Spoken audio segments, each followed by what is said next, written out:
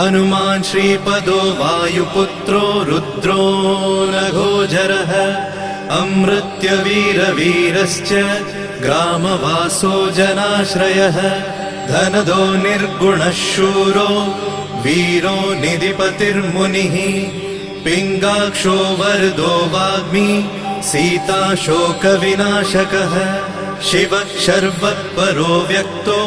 व्यक्तो धराधरः पिङ्गकेशः पिङ्गरोमा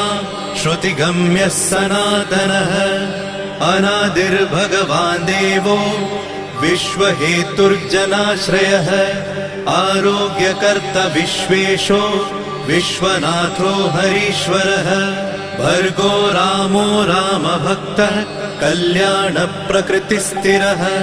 विश्वम्भरो विश्वमूर्तिर्विश्वाकारश्च विश्वपः विश्वात्मा विश्वसेव्योऽथ विश्वो विश्वहरो रविः विश्वचेष्टो विश्वगम्यो विश्वध्येयः कला